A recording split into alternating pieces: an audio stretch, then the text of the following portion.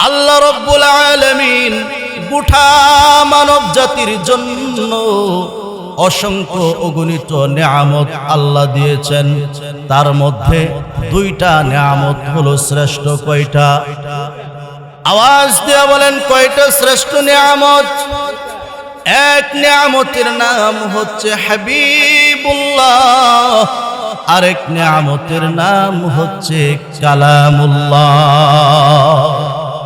আল্লাহ রাব্বুল আলামিন গোটা মানব জাতির জন্য অসংখ্য অগণিত নিয়ামত দিয়েছেন।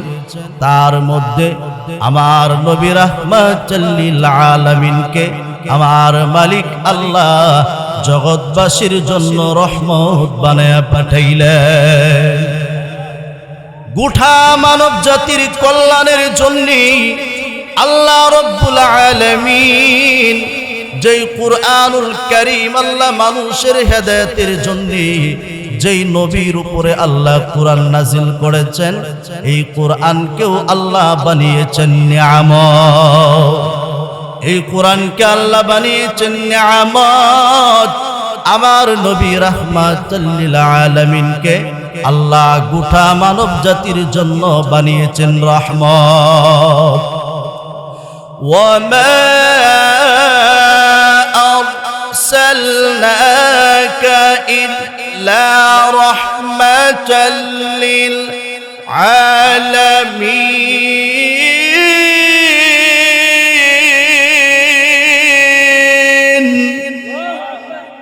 আল্লাহ বলেন, দুনিয়ার মানুষ, আমার নবী বিশ্ব নবী রাহমাতুল লিল আলামিনকে আমি আল্লাহ গোটা সৃষ্টি জগতের জন্য রহমত বানাইলাম। আমার নবী ঈমানদারদের জন্যও যেই রকম রহমত, বেঈমানদের জন্যও আমার নবী একই রকম রহমত। ঠিক কিনা বলেন? ওয়ামা আরসালনাকা ইল্লা কাফাতাল লিন্নাস বাশীরাও ওয়া নাযীরাও ওয়ালাকিন্না আকতারান নাসি লা ইয়ালামুন।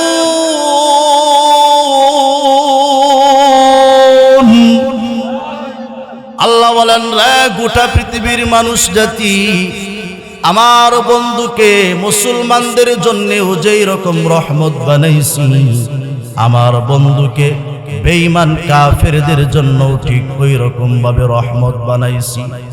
আমার বন্ধু রাহমাতুল লিল আলামিন যেই রকম ভাবে আবু বকরের জন্যেও আমার নবী রহমত, ঠিক ওই রকম ভাবে আমার বন্ধু বিশ্ব নবী আবু জাহেলের জন্যও ছিল রহমত।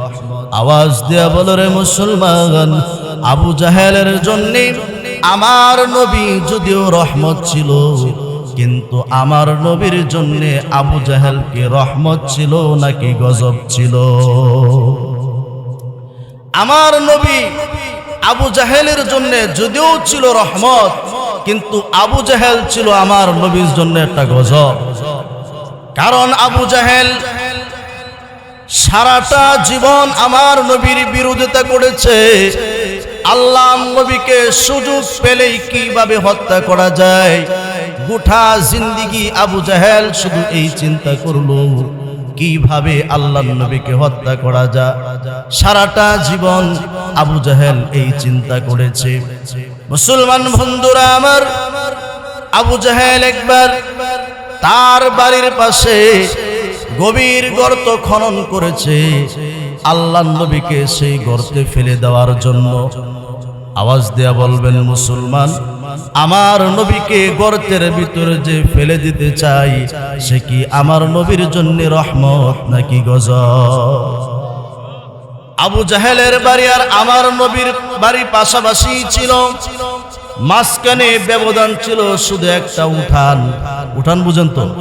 মাঝখানে ব্যবধান ছিল শুধু একটা উঠান।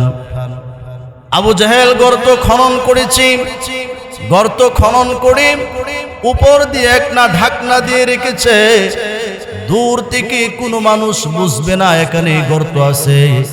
এই যে আপনারা বসলেন, এই চাটাইয়ের নিচে যদি গর্ত থাকে আর অপরিচিত একজন মানুষ যদি এখানে আসে, সে কি বুঝতে পারবে যে এটার নিচে গর্ত আছে না নাই? বোঝা সম্ভব না। আবু জাহেল এইভাবে গর্ত খনন করেছে আর একটা চাদর গায়ে দিয়েছে। আবু জাহেল চাদর গায়ে দিয়ে শুয়ে পড়লো আর একজনকে ডেকে বলল, যাও আব্দুল্লাহর পোলা মুহাম্মদ সাল্লাল্লাহু আলাইহি ওয়াসাল্লাম, আব্দুল্লাহর পোলা মুহাম্মদকে গিয়ে বলো আপনার চাচা আবু জাহেল অসুস্থ, একটু দেখতে আসেন। আবু জাহেলের লোক যেই এই কথাটা আল্লাহর নবীর কাছে বললেন, আবু জাহেল অসুস্থ, আসলে কি আবু জাহেল অসুস্থ না ভাব ধরছে? অসুস্থ ভাব ধরছে। কি ধরছে? ভাব ধরছে। আবু জাহেল একটা ভাব ধরছে। আবু জাহেলের লোক যেই মাত্র আল্লাহর হাবিব রাহমাতাল লিল আলামিনের কাছে গিয়ে বলতেছে, যাও গিয়া বলো তোমার চাচা আবু জাহেল অসুস্থ, একটু দেখার জন্য যাও।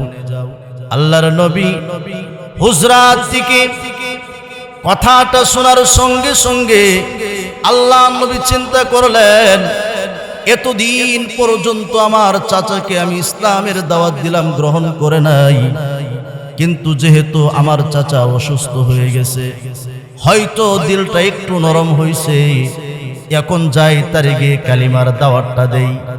ইন্তিকালের আগে অর্থাৎ বিপদের সময় আমার চাচা যদি কালিমাটা গ্রহণ করে, তাহলে জিন্দেগীর শেষ মুহূর্তে আমার চাচাকে আমি জাহান্নামের গর্ত থেকে বাঁচাইতে পারবো।